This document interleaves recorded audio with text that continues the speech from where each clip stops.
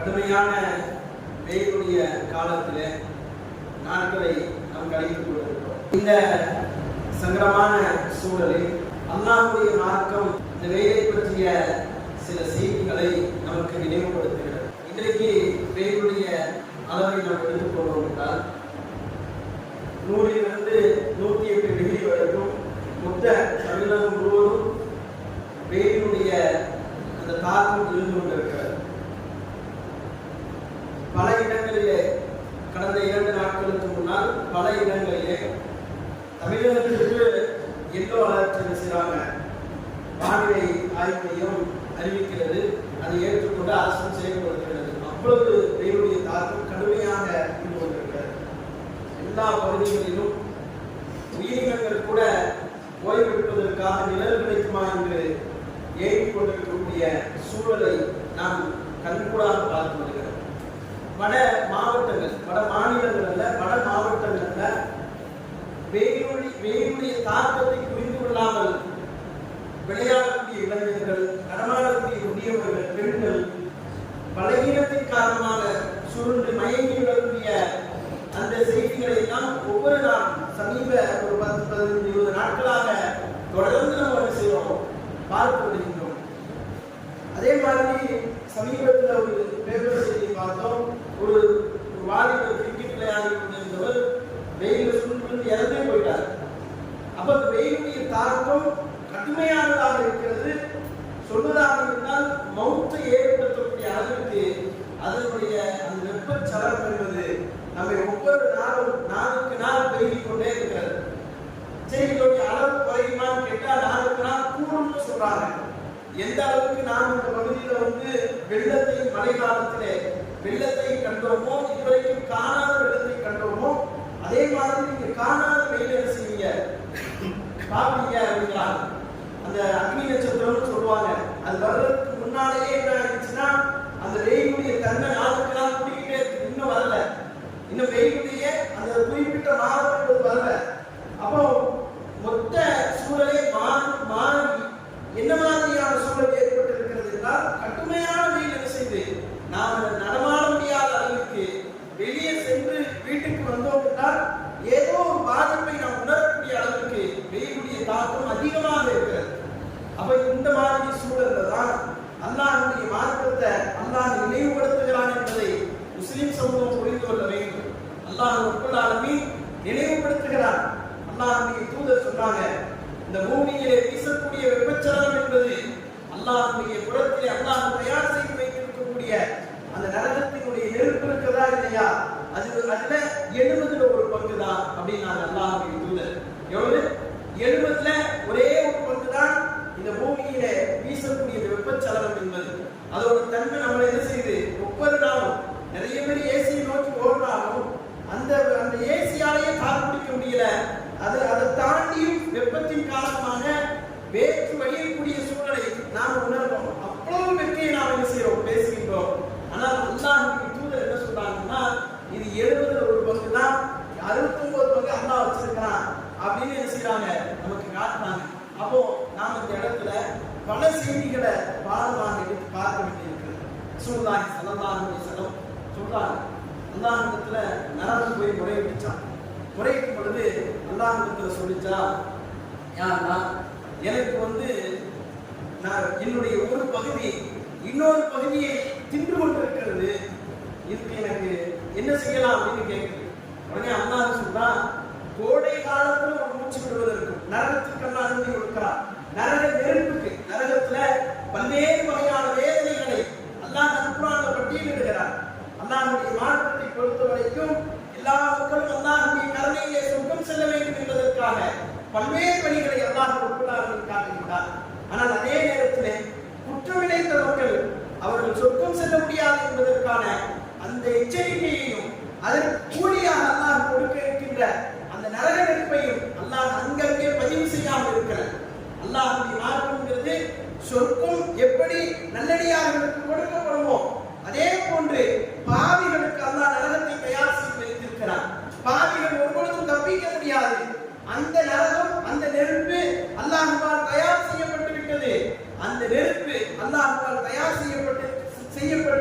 அதனுடைய வெப்பம் மூட்டப்பட்டுக் கொண்டிருக்கிறது. நெருப்பு வந்து அல்லாஹ்விடத்தில் பேசுகிறது, என்னோட ஒரு பகுதியை பசியால இன்னொரு பகுதி சாப்பிட்டுக் கொண்டிருக்கிறது என்கிறது. உடனே அல்லாஹ் ரப்பல் ஆலமீன் சொல்கிறான், கோடை காலத்துல ஒரு மூச்சு விட்டுக்கோ, குளிர்காலத்துல ஒரு மூச்சு விட்டுக்கோ. ரசூலுல்லாஹ் சொல்றாங்க, கோடை காலத்தில் அதிகமான வெப்பத்தை நீங்கள் உணர்கிறீர்களே, அது அல்லாஹ் ரப்பல் ஆலமீன் நரகத்திற்கு கொடுத்த ஒரு அனுமதி, நரக நெருப்பிற்கு கொடுத்த ஒரு அனுமதி. குளிர்காலத்தில் கடுமையான குளிரை உணர்கிறீர்களே, அதுவும் அப்படித்தான் என்று அல்லாஹ்வுடைய தூதர் சொல்லக்கூடிய நபிமொழியை நாம் ஹதீஸ்களில் பார்க்கிறோம். இன்னும் பல இடங்களில் அல்லாஹ்வுடைய தூதர் சொல்றாங்க, இந்த வெப்பம் என்பது நரகத்தினுடைய மூச்சு காற்று என்று அல்லாஹ்வுடைய தூதர் பதிவு செய்யாமல் இருக்கிறார். சில நபி தோழர்கள் காய்ச்சலை உணர்கிறார்கள். அப்ப ரசூலுல்லாஹ் சொல்றாங்க, காய்ச்சல் என்பது நரகத்தினுடைய மூச்சு காற்றினால் ஏற்படக்கூடிய அந்த சூடுதான் என்பதை அல்லாஹ்வுடைய தூதர் சொல்லிட்டு சொல்றாங்க. அந்த காய்ச்சல் வெயில் நேரத்தில் ஏற்படக்கூடிய அந்த காய்ச்சலை நீரை கொண்டு நீங்கள் அணைத்துக் கொள்ளுங்கள் என்கிறார்கள். இன்னைக்கு மருத்துவர்கள் அதை உண்மைப்படுத்துறாங்களா இல்லையா?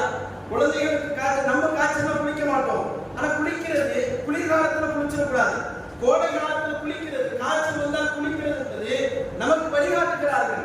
குழந்தைகளுக்கு எப்படி அதை வழிகாட்டுறாங்கன்னு சொன்னா, ஈர துணியால அந்த பிள்ளைகளுடைய காய்ச்சல் குறையிற வரைக்கும் தொடர்ச்சி எடுக்க சொல்றாங்க மருத்துவர்கள். வீட்டுல குழந்தை உள்ளவங்களுக்கு தெரியும், அதான் உண்மை. அதை அப்படியே நமக்கு செஞ்சு காட்டினாங்க. மருத்துவர் பார்க்கவே மாட்டார். டாக்டர் போய் நீங்க பிள்ளைக்கு காய்ச்சல் இருக்காதுன்னு வைங்க, முதல்ல ஈர துணி எடுவாப்பா, எடுத்து பிள்ளைக்கு ஃபுல்லா கூட காய்ச்சலுடைய அந்த ஹீட் இறங்கிக்கும், இறங்கிட்ட நான் பார்க்கிறேன் அப்படிங்கிறார். இன்னைக்கு எல்லா மருத்துவர்களிடத்திலையும் அதை பார்க்க முடிகிறது. அப்ப அல்லாஹ்வுடைய தூதர் என்ன செய்யறாங்க, 1400 வருடங்களுக்கு முன்னே முன்வைக்கிறாங்க, இந்த ஹீட்னால வரக்கூடிய இந்த காய்ச்சல் என்பது நீரால் நீங்கள் அமர்த்திக் கொள்ளுங்கள் என்கிறார்கள். அது எப்படி அமர்த்தணும்? தண்ணியை கொண்டு அமர்த்து, நீரை கொண்டு அமர்த்து அப்படின்னு ரசூலுல்லாஹி ஸல்லல்லாஹு அலைஹி வஸல்லம் அழகாக வழிகாட்டுகிறார்கள். ஆனால் அன்பான சகோதரர்களே, அப்ப நம்ம சுற்றி அடிக்கக்கூடிய இந்த வெப்பம் என்பது, இந்த வெப்பச்சலனம் என்பது நரகத்தினுடைய மூச்சு காற்றிலிருந்து வரக்கூடியதுதான் என்பதை முதல் விஷயமாக நாம் உணர்ந்து கொள்ள வேண்டும். இந்த நரகத்தினுடைய மூச்சு காற்று தான் நாம் நடமாடி கொண்டிருக்கிறோம். இந்த நரகத்தினுடைய மூச்சு காற்று தான் நாம் வேலை செய்து கொண்டிருக்கிறோம். இந்த நரகத்தினுடைய மூச்சு காற்று தான் நம்முடைய அன்றாட செய்ய வேண்டிய கடமைகளை எல்லாம் செய்து கொண்டிருக்கிறோம். பாவம் செய்யறவன் இந்த மனிதர்கள்ல பாவம் செய்யறவன் இருக்கிறார். இந்த காலத்துல நன்மைகள் செய்யக்கூடியவர்கள் இருக்கிறார்கள், நன்மைகளை தற்பெருமைக்காக செய்யக்கூடியவர்கள் இருக்கிறார்கள். விதவிதமான மனிதர்கள் எல்லாம் இந்த காலகட்டத்தில் வாழ்ந்து கொண்டுதான் இருக்கிறார்கள். என்ன யோசிக்கணும்? நாம யோசிக்க வேண்டியது என்ன? அல்லாஹ் ரப்பல் ஆலமீன் நரகத்தை கண் முன்னால் கொண்டு வந்து காட்டலாம். இப்படிதான் இருக்கும். இதோட 70 மடங்கு கூட இருக்குது. நீங்க செய்யக்கூடிய ஒவ்வொரு காரியத்திற்கு முன்னாலும், நாம் செய்யக்கூடிய ஒவ்வொரு பாவங்களுக்கு முன்னாலும் இந்த சூட்டை நாம யோசிச்சு பார்க்கணும். இவ்வளவு சூடா இருக்குது, ஏசி போட்டாச்சு, குளிர்தா? யாருக்காவது குளிர் அடிக்குதா? இல்ல. நம்ம உட்கார முடியல, ஓரளவு தாக்கு பிடிக்கிற அளவுக்கு இருக்கிறோம். பல பள்ளிவாசல்கள் சும்மா அவருடைய நேரங்களை குறைத்து விட்டார்கள். கடுமையான அல்லாஹ்வுடைய தூதர் என்ன செஞ்சிருக்கிறாங்க? லுஹருடைய தொழுகையை தாமதப்படுத்துறாங்க. ரசூலுல்லாஹ்வுடைய மோதினார் இருக்கிறாரு, பள்ளிவாசல்ல வந்து பாங்கு சொல்றதுக்கு வந்து நிற்கிறாரு. அல்லாஹ்வுடைய தூதர் என்ன செய்யறாங்கன்னா, அவரை கூப்பிடுங்க, வெயிலுடைய உஷ்ணம் கடுமையாக இருக்குது, லுஹர் தொழுகையை தாமதப்படுத்துங்கள்.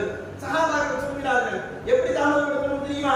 அந்த வெயிலுடைய அந்த நிழல் வந்து அந்த மலர் திட்டு மீது விழுந்து, அந்த மலர் திட்டு நிழலை காட்டுகின்ற வரைக்கும் நாங்கள் லுஹரை தாமதப்படுத்தினோம் என்கிறார்கள்.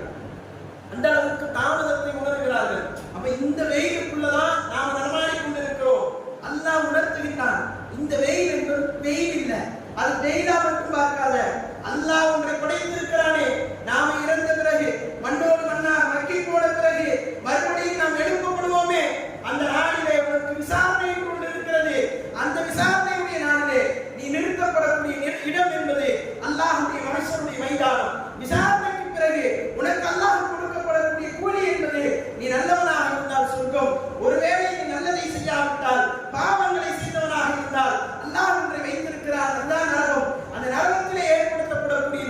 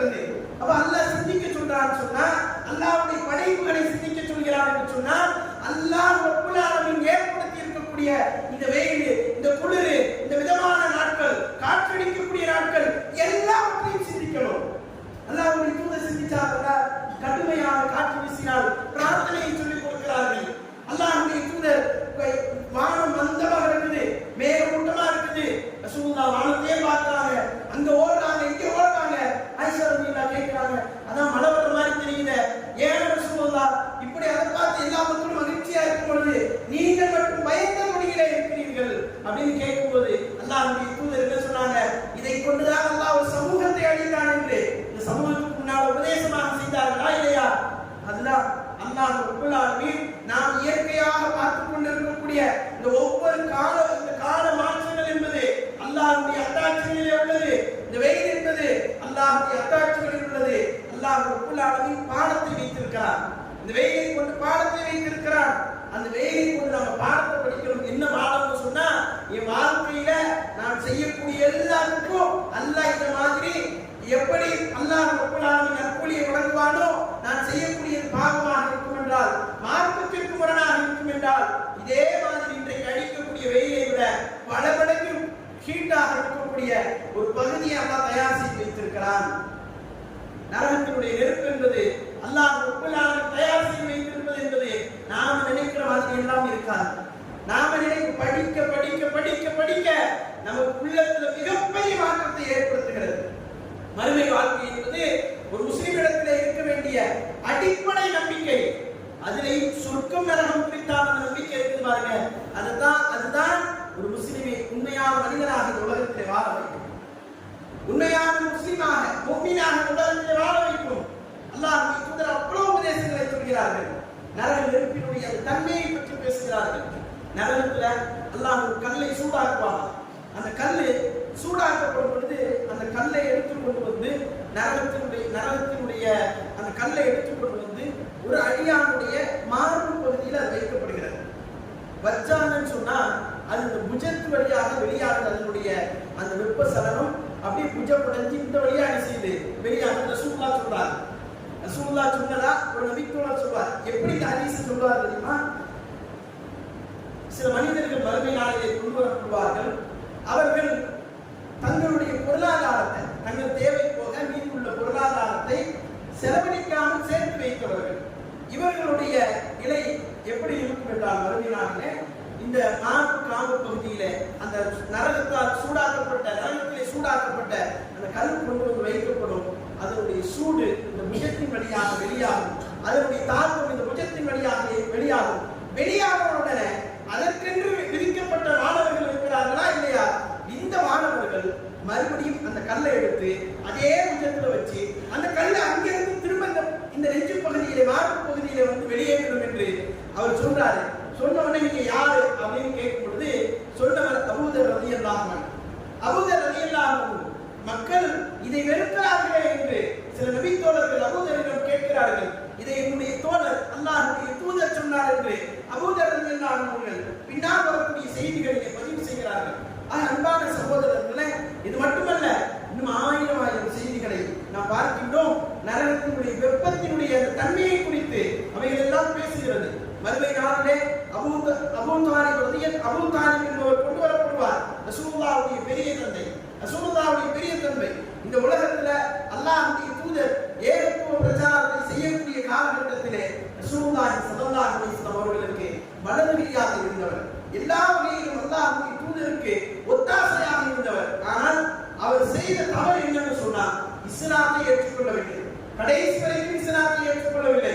இஸ்லாத்தை ஏற்றுக்கொள்ளாத காரணத்தினால் மறுமை நாளில் அவர் கொண்டு வரப்படுவார். ரசூலுல்லாஹ் சொல்றாங்க, கொண்டு வரப்படுவார். அவருடைய பாதத்திற்கு கீழாக அல்லாஹ் ரப்பல் ஆலமீன் நெருப்பு மூட்ட சொல்வார். அல்லாஹ்வுடைய தூதர் பிரார்த்தனை செஞ்சாங்க. யாருக்கு? அபூ தாலிபுக்காக பிரார்த்தனை செஞ்சாங்க. இணை வைக்கக்கூடியவருக்காக நரகத்திலிருந்து காப்பாற்றி பிரார்த்தனை செய்ய முடியாது. ஆனா ஒரு பிரார்த்தனையை வழிகாட்டுறாங்க. என்ன பிரார்த்தனை தெரியுமா? அவருக்கு வேதனையை குறைச்சு கொடு அப்படி முன்னாடி வந்திருக்காங்க. சப்போஸ்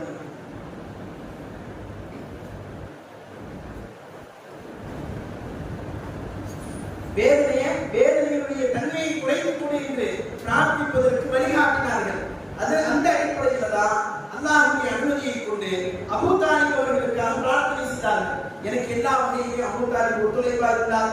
குறைஷிகளை எதிர்க்கின்ற நேரத்தில், குறைஷிகளை ஒதுக்கி வைத்த காலத்தில், குறைஷிகளை அடித்த நேரத்தில், என்னுடைய பிரச்சாரத்திற்கு தடை போட்ட நேரத்தில், எல்லா சூழலிலும் அபூ தாலிப் ஒத்தாசையாக இருந்தார். அவருடைய வேதனையினுடைய தன்மையை குறைத்துக் கொடு என்று அல்லாஹ்விடத்தில் பிரார்த்திக்கிறாங்க. மறுமை நாள் வேதனையினுடைய தன்மை குறைக்கப்பட்டவராக அபூ தாலிப் அவர்கள் கொண்டு வரப்படுவார். அவருடைய நிலை எப்படி இருக்கும்னா, பாதத்திற்கு கீழாக நெருப்பு மூட்டப்படும். அந்த நெருப்பினுடைய தாக்கம் எப்படி இருக்கும் என்றால், அந்த நெருப்பு அவருடைய அந்த மூளை இலகி வெளியே வரக்கூடிய அளவிற்கு தாக்கத்தை ஏற்படுத்தும். அப்படியே உட்கார்ந்து இருப்பார். இது மறுபடியும் செய்யப்படும் மறுமை நாளிலே என்று வாழ்க்கையில் இருக்கின்றது. அன்பான சகோதரர்களே, நாம் நம்முடைய வாழ்வில் ஏராளமான பாவங்களை செய்து கொண்டே இருக்கிறோம். வாழ்க்கையில பாவம் இல்லாத மனிதர்கள் ஒரு காலத்திலும் இருக்க முடியாது.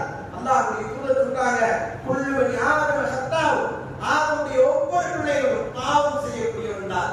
கைக்கும் ஹத்தாயின தவ்வாபும், அதில் சிறந்தவர்கள் யார்? அல்லாஹ்வுடைய தூதர் சிறந்தவரை அடையாளம் காட்டுகிறார்கள்.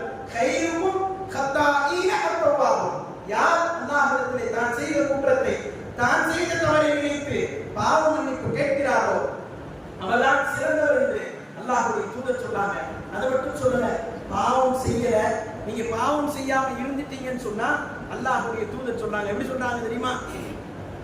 பாவம் செய்யாம இருந்துட்டா இந்த சமூகத்தை அழிச்சிட்டு பாவம் செய்யக்கூடிய இன்னொரு சமூகத்தை அல்லாஹ் உருவாக்குவானா.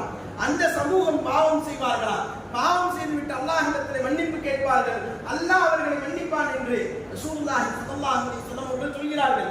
அப்ப மனிதனை இயல்பாகவே அல்லாஹ் பாவம் செய்யக்கூடிய நிலையை படைத்திருக்கிறார்.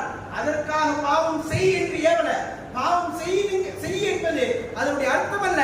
அதனுடைய முழுமையான பொருள் என்னன்னா, மனிதன் இப்படித்தான் படைக்கப்பட்டிருக்கிறார். மனிதன் இன்னல் இன்சான குலிக லைஃபா, மனிதன் லைஃபாக பலகீனமாக படைக்கப்பட்டிருக்கிறார்.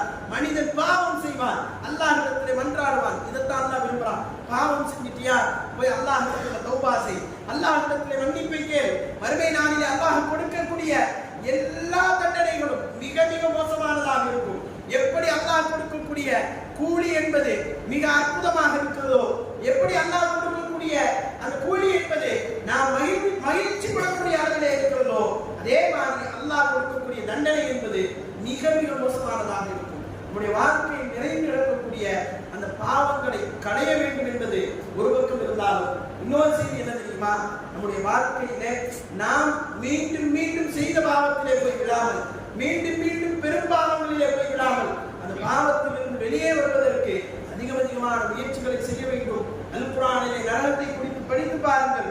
நாம் வாழ்விலே செய்த பாவங்களை எல்லாம் இனி ஒரு காலத்திலும் செய்ய முடியாது, செய்யக்கூடாது என்று முடிவெடுக்கக்கூடிய வகையிலே அல்லாஹ் ரப்பல் ஆலமீன் நரகத்தை தயார் செய்து வைத்திருப்பதாக அல் குர்ஆன் நமக்கு பதிவு செய்கிறது. ஆனால் அன்பான சகோதரர்களே, வாழ்க்கையிலே பாவம் செய்யாத மனிதர் என்பது இந்த உலகத்தில் கிடையவே கிடையாது. எல்லா மனிதனிடத்திலும் பாவம் என்பது நிறைந்து கிடக்கிறது என்பதை நாம் புரிந்து கொள்ள வேண்டும். அல்லாஹ்வுடைய தூதத்தை ஒரு நபித்தோழர்கள் சொல்றாங்க, சஹாபாக்கள் சொல்றாங்க, அல்லாஹ்வுடைய தூதர் ரசூலுல்லாஹி ஸல்லல்லாஹு அலைஹி வஸல்லம் ஒரு நபிமொழியை சொல்கிறார்கள். என்ன நபிமொழி தெரியுமா? ஒரு செய்தியை சொன்னாங்க. என்ன செய்தி தெரியுமா? சில மனிதர்கள் மறுமை நாளிலே கொண்டு வரப்படுவார்கள்.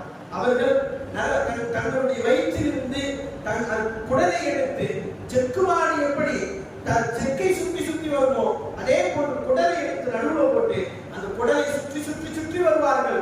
அதிலே சீர்குலைந்து கொண்டு இருக்கும். இது யார் என்று அல்லாஹ்வுடைய தூதரிடத்திலே கேட்கும் பொழுது அல்லாஹ்வுடைய தூதர் சொன்னாங்க, இவர்கள் மக்களுக்கு நல்லுபதேசம் செய்தார்கள், அவர்களுடைய வாழ்க்கையிலே அந்த சொன்ன வார்த்தைப்படி நடக்கவில்லை என்று அல்லாஹ்வுடைய தூதர்கள் சொன்ன செய்தியை நாம் ஹதீஸ்ல பார்க்கிறோம்.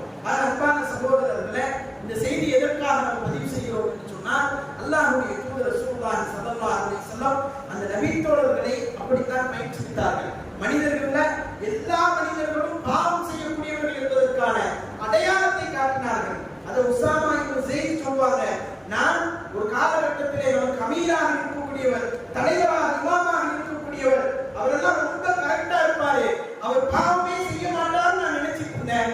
இந்த ஹதீஸ ரசூலுல்லாஹ் சொன்ன பிறகு அவரும் தவறு செய்யக்கூடியவர் தான், மனிதன் தான் என்பதை நான் புரிந்து கொண்டேன் என்கின்ற செய்தியை பதிவு செய்வார். அதற்காகத்தான் இந்த செய்தி. வாழ்க்கையில எல்லாரும் தவறு செய்யக்கூடியவர் தான், எல்லா மனிதர்களும் தவறு செய்வார்கள். சிறந்தவர் யார்?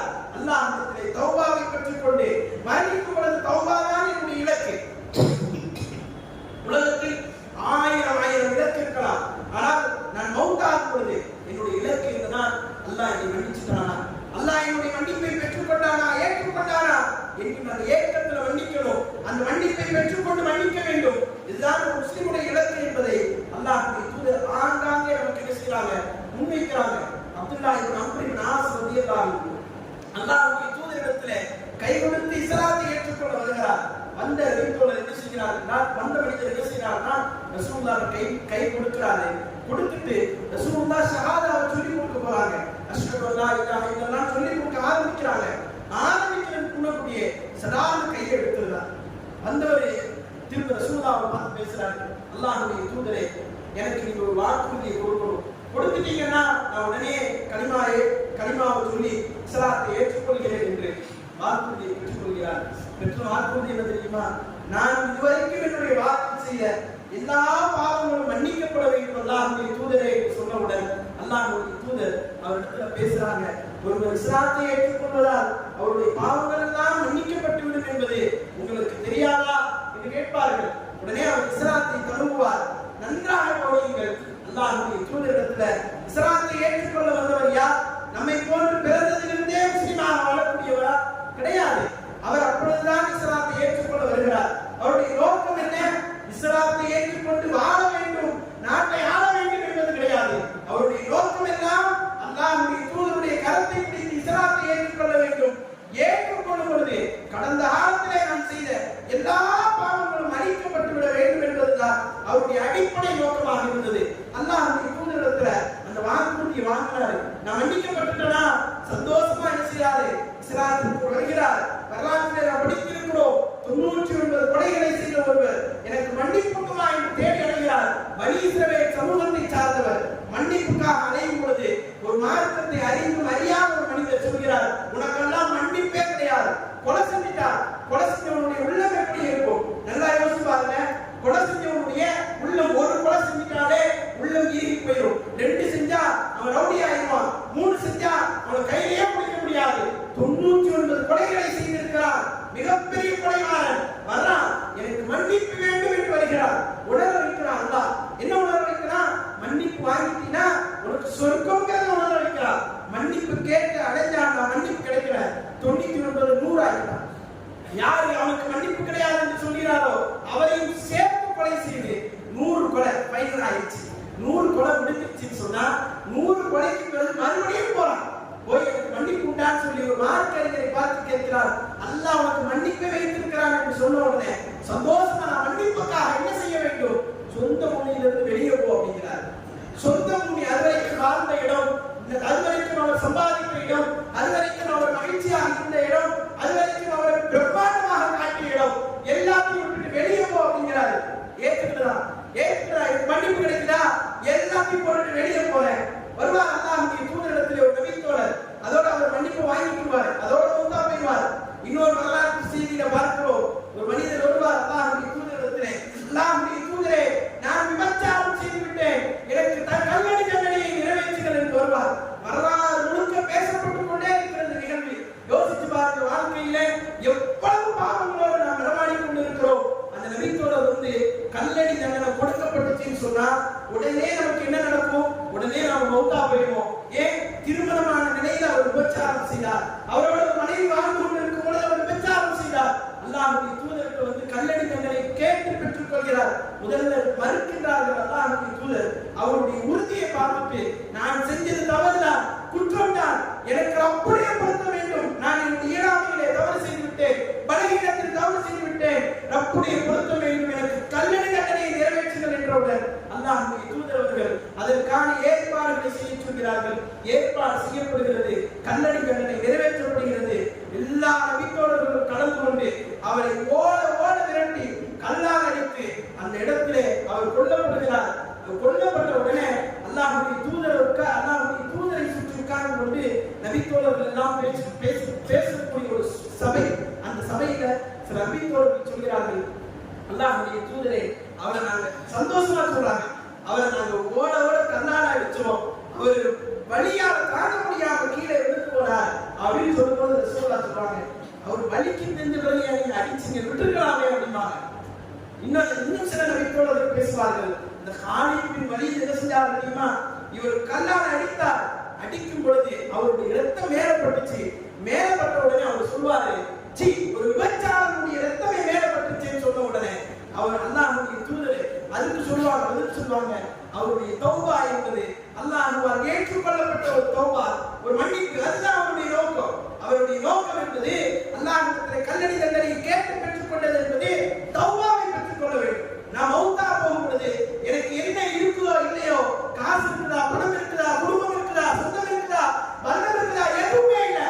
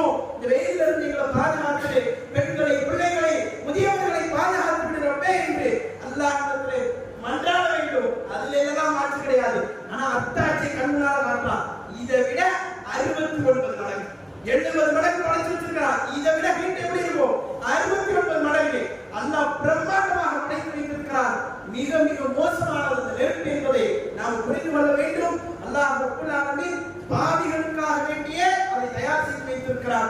அந்த நரகத்தில் இருந்து உங்களையும் என்னையும், உங்களுடைய குடும்பத்தாரையும் என்னுடைய குடும்பத்தாரையும் அல்லாஹ் பாதுகாக்க வேண்டும் என்பதுதான் இந்த உரையினுடைய நோக்கம். நிறைய பேர் நினைக்கிறாங்க, நாம் வாழ்க்கையில தொடர்ந்து பாவம் செய்து கொண்டே இருக்கிறோமே, எப்படி பாவத்திலிருந்து வெளியே வருவதுன்னு கேட்டா, முயற்சி எடுத்தால் கண்டிப்பாக பாவத்திலிருந்து விடுபடலாம். பாவத்திலிருந்து விடுபடுறது அவ்வளவு ஒரு கஷ்டமான வேலையெல்லாம் கிடையாது, மிக மிக இலகுவானதுதான். நம்ம மனசை அல்லாஹ் அல்குர்ஆன்ல சொல்ற மாதிரி ஒரு மனோவீச்சைக்கு கட்டுப்படுவது என்பது நாய் ஈரமண்ண நாக்கால நக்குதா இல்லையா, அதுக்கு சமமான மோசமான வார்த்தையை அல்லாஹ் பயன்படுத்துறான். அந்த வார்த்தைக்கு ஒப்ப நாம் என்ன செய்யணும், இந்த மனசாட்சி, இந்த மனசுக்கு கட்டுப்படணும். இது என்னதான் சொல்லுதோ அத்தனை கெட்டதையும் செய்வதற்கு வருகின்றோம். இது எதெல்லாம் ஏறுதோ அதையெல்லாம் நம்முடைய வாழ்க்கையில அதை நாம் பின்பற்ற வேண்டும் என்று ஆசைப்படுகிறோம். இந்த உள்ளம் சொல்லுது, இந்த உலகத்தினுடைய இன்பம் தான் நிரந்தர இன்பம் என்று காட்டுகிறது.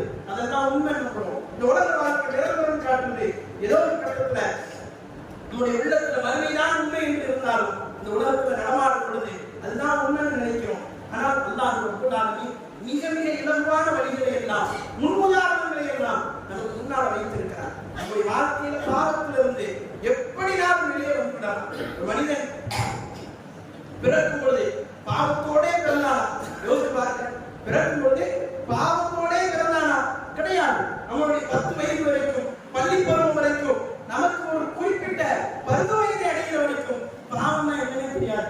ஏதாவது மோசமான காட்சிகளை பார்த்தால் கூட அசிங்கமாக இருக்கிறே என்று முகம் சுளித்து சிறிய வயதிலேயே கடந்து செல்லக்கூடிய பிள்ளைகளை எல்லாம் அந்த காலகட்டத்திலே வாழ்ந்ததை இன்றைக்கும் பெரியவர்கள் நினைவுபடுத்துவதை நாம் காது கொடுத்து கேட்க முடிகிறது. அப்படியான காலகட்டத்தில் வாழ்ந்தவங்கதான் இன்னைக்கு தொடர்ந்து பாவம் செய்யக்கூடிய சூழலை பார்க்கிறோம். வரலாற்றுல பாருங்க, காதிசியா ஒரு யுத்த களம். இந்த காதிசியாவுடைய யுத்த களத்துல அல்லாஹ்வுடைய தூதர் ரசூலுல்லாஹி ஸல்லல்லாஹு அலைஹி வஸல்லம் அவர்களுடைய மரணத்திற்கு பின்னால் நடக்கக்கூடிய யுத்தம். இந்த அல்லாஹ்வுடைய தூதருடைய காலத்துல ஒரு நபித்தோழர் இருந்தார். அவருடைய நிலை என்னன்னு சொன்னா, தொடர்ந்து மது குடிப்பார், தொடர்ந்து மது குடிப்பார். காலையில மது குடிப்பார், மாலையில வருவார், அல்லாஹ்வுடைய தூதர் பேசுவார், பேசி சிரிக்க வைப்பார். இமாம் புகாரி பதிவு செய்றாங்க, இந்த நபித்தோழர் காலையில மாலையில வருவார், மது குடித்தவராக வருவார், பச்சை பட்டையாலும் செருப்பாலும் அடிப்பார்கள். மறுநாள் காலையில வருவார், அல்லாஹ்வுடைய தூதருடைய சபையிலே உட்கார்ந்து இருப்பார், பேசுவார், சிரிக்க வைப்பார், ரசூலுல்லாஹ் சிரிப்பாங்க. அப்படியான ஒரு நபித்தோழர் மார்க்கத்திலேயும் இருப்பார், அதே நேரத்தில் பாவங்களையும் செய்து கொண்டே இருப்பார். அல்லாஹ்வுடைய தூதர் என்ன செய்யறாங்கன்னா, இவரை பிடிச்சு சிறையில் அடைக்கணும், இவர் என்ன செய்யக்கூடாது, விடக்கூடாதுன்னு சொல்லி சிறையில் அடைப்பாங்க. கொஞ்ச நாள் ஜெயில இருப்பாரு, கொஞ்ச நாள் சிறையில இருப்பாரு, திரும்ப வெளியே விடுவாங்க, சரியாயிடுவான்னு சொல்லி மறுபடியும் மது குடிக்க ஆரம்பிப்பார். அல்லாஹ்வுடைய தூதர் மரணித்து சில ஆண்டுகளுக்கு பின்னால் அல்லாஹ்வுடைய தூதர் மரணிச்ச பிறகு அபூபக்கர் சித்திக் அவருடைய ஆட்சியாளர். அப்பவும் இந்த நபித்தோழர் வாழ்ந்து கொண்டிருப்பார். அப்பவும் இதே காரியத்தை செய்வார், மது குடிப்பார், நபித்தோழர்களோடு பழகுவார், எல்லாத்தையும் செய்வார், மது குடிப்பார், சிறையில் அடைப்பாங்க, வெளியே விடுவாங்க. இப்படியே நடந்துகிட்டே இருக்கும். அபூபக்கர் சித்திக் அவங்க மௌத்தாயிருப்பாங்க. அதுக்கு பின்னால உமர் ரலியல்லாஹு அவருடைய ஆட்சியாளர். உமர் ரலியல்லாஹு சும்மா கிடையாது, விடமாட்டாங்க. உமர் ரலியல்லாஹு அவர் பிடிங்க, முதல்ல ஆட்சிக்கு வந்த உடனே முக்கியமான காரியங்களை செய்வாங்களா இல்லையா, முதல்ல அவரை பிடிங்க, பிடிச்சி ஜெயில போடுங்க அப்படிம்பாங்க. பிடிச்சி ஜெயில போடுறதுக்கு தேவைன்னா ஆள் ஓடிடுவார் தப்பிச்சு. சாயித் இப்னு அபீ வக்காஸுடைய ஆட்சி நடந்து கொண்டிருக்கும் பக்கத்துல ஒரு கிராமத்துல அவர்கள் ஆளுநராக இருக்கக்கூடிய பகுதியில இவர் போய் தங்கியிருப்பார். தங்கியிருந்தாருன்னு சொன்னா இவர் அங்கேயும் போய் தேடுவாங்க. எப்படி பாருங்க, அல்லாஹ்வுடைய தூதருடைய காலத்துல ஆரம்பிச்ச பாவம் எங்க போய் நிக்குது? அவருடைய காலகட்டத்துல அவர் தேடுறாங்க, அதே மனிதர் தேடுறாங்க. சாயித் இப்னு அபீ வக்காஸ் பிடிச்சி ஜெயில போட்டுட்டு உமரலில்லாஹ் தகவல் கொடுப்பாங்க. கொடுத்தாங்கன்னு சொன்னா உமரலில்லாஹ் சொல்வார்கள், அவரை நீங்க ஜெயில இருந்து விடுதலை செய்யவே கூடாது, விடுதலை செய்யவே கூடாது. இப்ப என்ன செய்யறது? இப்ப விடுதலை செய்யணும். காதிசியாவுடைய யுத்தம் நடக்குது, காதிசியாவுடைய யுத்தம் நடக்குது. யுத்தத்துக்கு எல்லா நபித்தோழர்களும் போய் கலந்து கொள்கிறார்கள். கலந்து கொண்டார்கள் என்று சொன்னால் இவர் மட்டும் ஜெயில இருக்கிறார். அப்போ சாயித் சொல்றாங்க, தன்னுடைய மனைவி, அவர் இன்னொரு ஃபாத்திமா ஒருத்தர் இருந்தார், ஃபாத்திமா கிடையாது, இன்னொரு ஃபாத்திமா இருந்தாங்க. அவங்க சொல்லுவாங்க, இவரை நீ நாம பார்த்துக்கணும், இவரை ஜெயில போட்டுக்கணும், திறந்து விட்டாத சொல்லிட்டு போருக்கு போயிடுவாங்க. இவர் எல்லாரும் போன பிறகு ஃபாத்திமா ரலியல்லாஹு அவங்களுக்கு வருவாரு, வந்து சொல்வாரு, என்னைய கொஞ்சம் திறந்து விட்டீங்கன்னா உண்மையிலேயே நான் நல்ல ஒரு முஸ்லீமாக திரும்பி ஆள்வதற்கு எனக்கு வழியா இருக்கும். ஒருவேளை நான் போர்ல தான் கலந்து கொள்ள போறேன், இப்ப எல்லாரும் போயிருக்கிற போர்ல தான் கலந்து கொள்ள போறேன். ஒருவேளை நான் அந்த போர்ல ஷஹீதாகிட்டேன்னு சொன்னா எனக்கு ஷஹீத் என்கிட்ட அந்தஸ்து கிடைக்கும் அப்படின்னு சொன்ன உடனே அவங்க மனம் மாறி திறந்துக்குவாங்க. அவர் அதே மாதிரி போருக்கு போயிடுவார். போருக்கு போனான்னு சொன்னா போர்ல தன்னுடைய முகத்தை காட்டாமல் போரிடுவார். கடுமையான போர் நடந்து கொண்டிருக்கும். எல்லா வகையிலையும் முஸ்லிம்களுடைய படைகளுக்கு, முஸ்லிம்களுடைய படைக்கு கடுமையான முறையிலே அவர் ஒத்தாசை செய்து அந்த போர்ல மிகப்பெரிய வீரராக மீண்டு வந்துடுவார். வந்து மறுபடியும் ஜெயில இருந்துருவாரு. வந்து சாட்சியெல்லாம் கேட்பாங்க, நம்ம சிறையில பிடிச்சி வச்சிருக்கிறவர் பத்திரமா இருக்கிறாரான்னு கேட்கும் பொழுது உள்ள போய் அவர் பேர் அபு மெஹ்சன், அபு மெஹ்சன் உள்ள இருக்கிறாரா அப்படின்னு சொன்ன உடனே உள்ள போய் பார்ப்பாங்க. அபு மெஹ்சன் உள்ள இருப்பார் ஜெயில. என்னடா அபு மெஹ்சன் உள்ள இருக்கிறாரு, அபு மெஹ்சன் மாதிரியே நான் ஒருத்தரை பார்த்தேன். பாத்திமாட்ட சொல்லுவாங்க, அபு மெஹ்சன் மாதிரியே நான் ஒருத்தரை பார்த்தேன். அந்த மாதிரி ஒரு போர்ல அந்த மாதிரி ஒரு மனிதர் போரிட்டதை நான் பார்த்ததே கிடையாது. இப்படிதான் நம்ம இந்த உலகத்தில் வாழ்ந்துட்டு இருக்கிறோம் அப்படின்னு சொல்லி அவங்க பேசி முடிச்ச உடனே பாத்திமா போய் சொல்லிடுவாங்க, நான் தான் அபு மெஹ்சனை திறந்து விட்டேன், எங்க வந்து பேசினார், இதான் நடந்துச்சுன்னு சொன்ன உடனே அபு மெஹ்சன் விடுதலை செய்யப்பட்டு விடுவார். அதற்கு பிறகு அந்த மது என்கின்ற அந்த பாவத்துக்கிட்ட நெருங்கலை என்பதை வரலாற்றிலே நாம் பார்க்கின்றோம். இதான் நம்முடைய வாழ்க்கையில நம்ம இடத்திலே பல்வேறு வகையான திறமைகளோடு உலகத்திலே நாம் வளர்த்து கொண்டு இருக்கிறோம். ஆனால் நவீன காலம் என்பது கஞ்சாவையும் மதுவையும் இந்த இளைஞர்களிடத்திலே வேகமாக கொண்டு வந்து சேர்த்துக் கொண்டிருக்கிறது. நம்முடைய இளைஞர்கள், நம்முடைய பிள்ளைகள் படிக்கக்கூடிய பள்ளிக்கூடங்கள், ஆண் பிள்ளைகள் ஒரு பக்கம், பெண் பிள்ளைகள் படிக்கக்கூடிய, அதுவும் பொது நிர்வாகத்திலே படிக்கக்கூடிய பிள்ளைகளுடைய நிலை என்பது நாம் கேள்விப்பட்ட வகையில சில இடங்களிலே மிக மிக ஆயிரக்கணக்கிலும் 2000 கணக்கிலும் பிள்ளைகள் படிக்கக்கூடிய பள்ளிக்கூடங்களிலே ஹோமோசெக்ஸ் என்கின்ற மோசமான சூழல் எல்லாம் ஏற்பட்டிருக்கிறது என்பதை நாம் பார்க்கின்றோம். பல பள்ளிக்கூடங்களிலே பெண் பிள்ளைகள் வயிற்றிலே பிள்ளைகளோடு வந்து சேரக்கூடிய அவல நிலையை இன்றைக்கு பள்ளிக்கூடங்களிலே கேள்விப்பட்டுக் கொண்டிருக்கிறோம். அவ்வளவு மோசமான சூழல் பிள்ளைகளை சுற்றி, அதுவும் டீனேஜ் வயதில் உள்ள ஆண் பெண் பிள்ளைகளை சுற்றி நடந்து கொண்டிருக்கிறது. ஆகையால் நம்முடைய வாழ்க்கையில இந்த பிள்ளைகளை கண்காணிப்பது ஒரு பக்கம் இருக்கணும், அதே நேரத்தில் நம்மை நாம் பாதுகாத்துக் கொள்வது என்பது ஒரு பக்கம் இருக்கணும். இயலாமையினால் பலகீனத்தினால் நாம் பாவம் செய்துவிட்டால் அல்லாஹ்விடத்தில் மன்றாடக்கூடிய அதே நேரத்தில் நம் பிள்ளைகளை மீட்டெடுக்கக்கூடிய அந்த சூழலையும் சீராக அமைத்துக் கொடுக்க வேண்டும் என்பதை நாம் கவனத்திலே கொள்ள வேண்டும். அதே இந்த நிலையை அல்லாஹ்வுடைய தூதர் என்ன செய்றாங்க, இந்த வரலாற்று நிகழ்வின் மூலமாக அல்லாஹ் நாடுனா உங்க எல்லாருக்கும் நேர்வழி, எல்லாருக்கும் ஹிதாயத், பெரும்பாவத்திலிருந்து விடுதலை, அதே போல நிரந்தரமாக நாம் செய்து கொண்டிருக்கக்கூடிய வாழ்க்கையில் இந்த ஒரு பாவம் மட்டும் நாம சிறுத்துல இருந்து வெளியே வந்திருப்போம், தர்கா வழிபாட்டை தூக்கி தூர எரிஞ்சிருப்போம். உங்களுடைய வாழ்க்கையில் உள்ள எல்லா பாவங்களையும் தூக்கி தூர போட்டுட்டு நல்ல மனிதனாக வாழ்ந்து கொண்டிருப்போம். ஆனா இன்னைக்கு தெரியும், நமக்கு தெரியும், என்னோட ஒட்டி இருக்கக்கூடிய ஒரே ஒரு பாவம், அதை நான் களையவே முடியாதா என்று ஏங்கி கொண்டிருக்கக்கூடிய பாவம் இன்னைக்கு நம்மளோட ஒட்டி இருக்குது. அதை களைந்தெடுப்பதற்கு நாம் முயற்சி பண்ண வேண்டும். அதை எடுப்பதுதான் நாம் தொடர்ந்து செய்யக்கூடிய பாவங்களிலிருந்து விடுபடுவதுதான் மறுமையிலே அல்லாஹ் ரப்பல் ஆலமீனுடைய பொருத்தத்தை பெற்றுத்தரும் என்பதை நாம் புரிந்து கொள்ள வேண்டும். இதை அந்த வரலாற்று நிகழ்வு நமக்கு என்ன செய்யுது, ரொம்ப அழகா சொல்லித் தருது. ஆண்டாண்டு காலமா மது குடித்த நபித்தோழர் அவர் என்ன செய்யறாரு, ஒரு கட்டத்துல அல்லாஹ்வுடைய உதவியை கொண்டு அவர் நம்பி அவருடைய அந்த பாவத்தை விடணும் என்கிட்ட அந்த எண்ணம் அவருக்கு அல்லாஹ் ரப்பல் ஆலமீன் பாவத்தை விட வைக்கிறார். சிறையில் அடைச்சா, வீட்டுல பிடிச்சி கதவை பிடிச்சி உள்ள அடைச்சா, மிரட்டினா, பாவம் ஒரு காலத்திலேயே நம்மளை விட்டு போகாது. எப்ப போகும், நான் மறந்திருந்தோம். நான் ஏற்றுக்கொண்டிருக்கக்கூடிய மார்க்கம் மறுமைக்கான மார்க்கம். நான் என்னைக்கு நான் மரணிப்பேன், என்னோட ஒத்த வயதில் உள்ள எத்தனையோ பேர் மரணித்திருக்கிறார்கள். நான் மரணிக்கும் பொழுது அல்லாஹ்விடத்திலே தௌபாவை பெற்றுக்கொண்டு மரணிக்க வேண்டும். எனக்கு எப்பொழுது வேண்டுமானாலும் மரணம் வரும் என்கின்ற அந்த நம்பிக்கையோடு நாம் வாழ வேண்டும். அந்த நம்பிக்கை நமக்கு மரணத்தை குறித்தான அந்த நம்பிக்கை, மறுமையை குறித்தான நம்பிக்கை ஆழமாக நம்முடைய உள்ளத்திலே புதைந்து கிடக்க வேண்டும். அதுதான் பாவங்களிலிருந்து நம்மை விடுதலை செய்ய வைக்கும் என்பதை நாம் புரிந்து கொள்ள வேண்டும். அல்லாஹ் ரப்பல் ஆலமீன் இந்த செய்திகளை நம்முடைய வாழ்விலே நினைவில் வைத்து செயல்படக்கூடிய பாக்கியத்தை உங்களுக்கும் எனக்கும் தந்த புரிவானாக என்று கூறி நிறைவு செய்கின்றேன்.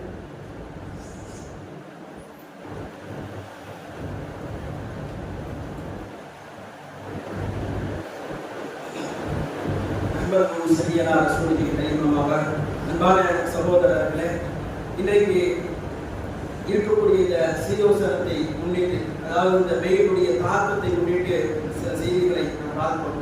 அதனுடைய அடிப்படை நோக்கம், இந்த வெயில் என்பது அல்லாஹ்வுடைய குலத்திலிருந்து அனுப்பப்பட்டிருக்கிறது. அது வெறுமனே அது ஒரு சீசனா அல்லாஹ் கொடுக்கல, அது நரகத்தினுடைய வெப்பச்சாரமாக, நரகத்தினுடைய ஒரு மூச்சு காற்றாக இந்த பூமிக்கு அனுப்பியிருக்கிறார். இந்த வெயிலுடைய தாக்கத்தை உணர்வதெல்லாம் அல்லாஹ்விடத்திலே தௌபா செய்ய வேண்டும் என்கின்ற அந்த எண்ணத்தை நம்முடைய உள்ளத்திலே விதைப்பதுதான் தலைப்பினுடைய நோக்கம். அந்த பாக்கியத்தை அல்லாஹ் ரப்பல் ஆலமீன் ஒவ்வொரு நேரமும் அல்லாஹ்விடத்திலே தௌபா செய்து மற்ற விஷயங்களை எல்லாம் நாம கவனம் எடுக்கக்கூடிய அதே நேரத்தில் இந்த விஷயத்தில் அதிகமா அல்லாஹ்விடத்திலே தௌபா செய்யணும். அல்லாஹ் இவ்வளவு தாக்கத்தை இங்கே வச்சிருக்கிறான்னா மறுமையில் அதனுடைய தாக்கம் எப்படி இருக்கும் என்பதை நினைத்து நினைத்து கண்ணீர் வடித்து அல்லாஹ்விடத்திலே பாவ மன்னிப்பை பெற்றுக்கொள்ள வேண்டும். பாவ மன்னிப்பு என்பது குறிப்பிட்ட நாட்கள், ரமலானுடைய மாதங்கள் அப்படியான அந்த சூழல்ல மட்டும் கிடையாது. நம்ம பாவ மன்னிப்பு என்பது எல்லா சூழல்லையும் அல்லாஹ்விடத்திலே கேட்க வேண்டியது என்பதை நாம் புரிந்து கொண்டு இந்த கால சூழல்ல இன்னும் அதிகமாக அல்லாஹ்விடத்திலே தௌபா செய்ய வேண்டும். ஏன்னா அல்லாஹ் குர்ஆன்ல சொன்னான், உங்களுக்கு மழை வேண்டும் என்றால் நீங்க தௌபா செய்யுங்கன்னு சொன்னான். தெளிவாவே சொன்னான், மழை வேணுமா தௌபா செய்யுங்கன்னு சொன்னான். அதிகமாக நம்ம தௌபா செய்யணும். கடந்து புறையோடி போய் கிடக்குமே பாவங்கள், தௌபா செய்யாம பாவம் இருக்கும். நாமளே மறந்துருப்போம் நம்ம எப்படி எல்லாம் பாவம் செஞ்சோமான்னு. அதெல்லாம் தோண்டி எடுத்து இந்த பாவத்தை செஞ்சுட்டேன், இந்த பாவத்தை செஞ்சுட்டேன், இவ்வளவு பேரை இழிவுபடுத்திட்டேன், இவ்வளவு பேரை கேவலப்படுத்திட்டேன், இவ்வளவு இணை வைத்திருக்கிறேன், இவ்வளவு திருடி இருக்கிறேன் என்று சொல்லி சொல்லி அல்லாஹ்விடத்தில் மன்னிப்பை கேட்க வேண்டும். அல்லாஹ் ரப்பல் ஆலமீன் நம்முடைய அனைவருடைய பாவங்களை மன்னித்து மறுமையிலே சொர்க்கத்தை நமக்கு தருவதற்கு போதுமானது என்று கூறி நிறைவு செய்தேன். அப்போது ஹதா அஸ்தக்ஃபிருல்லாஹ் லி வ லக்கும். அஸ்ஸலாமு அலைக்கும் வ ரஹ்மத்துல்லாஹி வ பரகாத்துஹு.